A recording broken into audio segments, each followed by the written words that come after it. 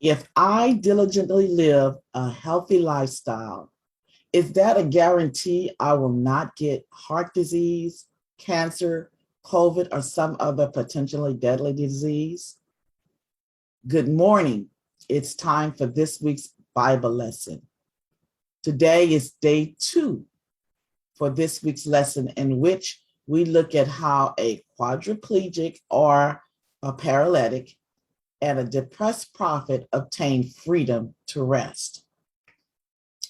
Our key text for this week is found in Psalms 27, verse 1, and I'll be reading from the New King James Version. It reads, "The Lord is my strength and my salvation. Whom shall I fear?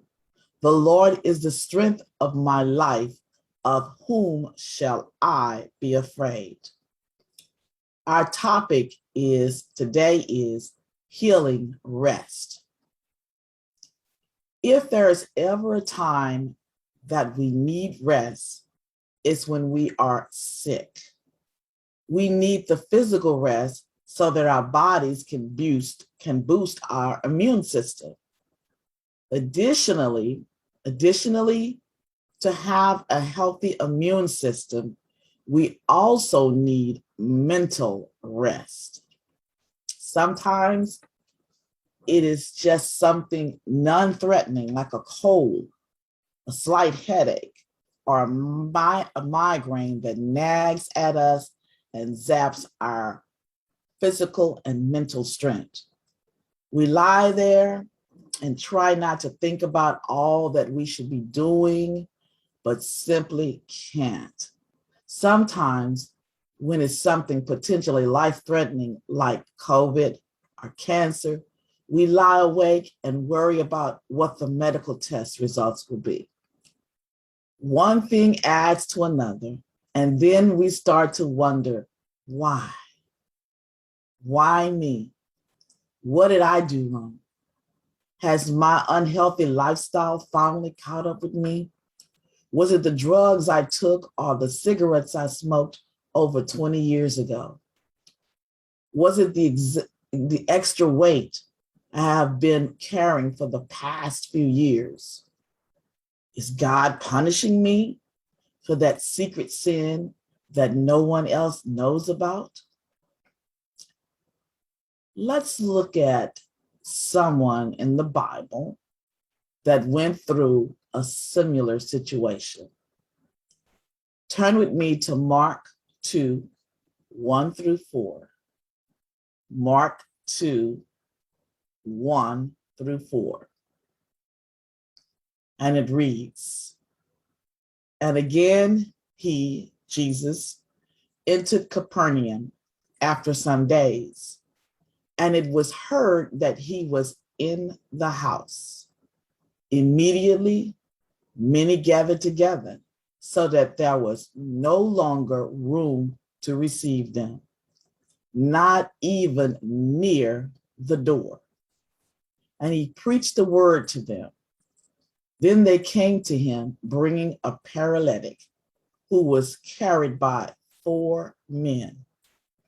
And when they could not come near him because of the crowd, they uncovered the roof where he was. So when they had broken through, they let down the bed on which the paralytic was lying." In the book called Desire of Ages, page 267 to 271, we get some background on this paralytic. We find that he had done something that he was not very happy about. The life he had lived had caused his sickness, and the spiritual experts of that day drew a straight line from cause to effect.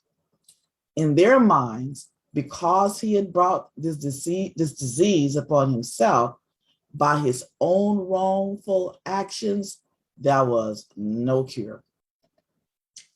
This attitude is to some degree typical of our day.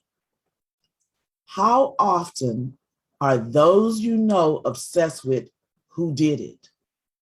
If a crime has been committed, someone must pay for it, right? If there is an accident, the immediate response is someone should be sued. This is not to say wrong actions do not warrant consequences. But the point here is assigning blame does not bring healing or wholeness to the one who's sick. God's original plan for humankind did not include pain, disease, and suffering. Sickness came to this planet only with the interest of sin. That's why God has provided us with healthy guidelines. They're designed to help us enjoy a better quality of life now. When we fail to follow the health guidelines, consequences will follow. But the issue is, as long as we're in this sin-sick world, there will be no guarantee of health, no matter how diligently we follow a healthful lifestyle. But that is not to say you should put aside your healthy practices.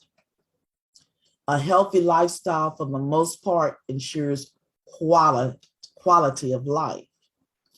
The main point here is that God can give us rest, whether our sickness is a result of our own doing, someone else's neglect, or simply natural causes.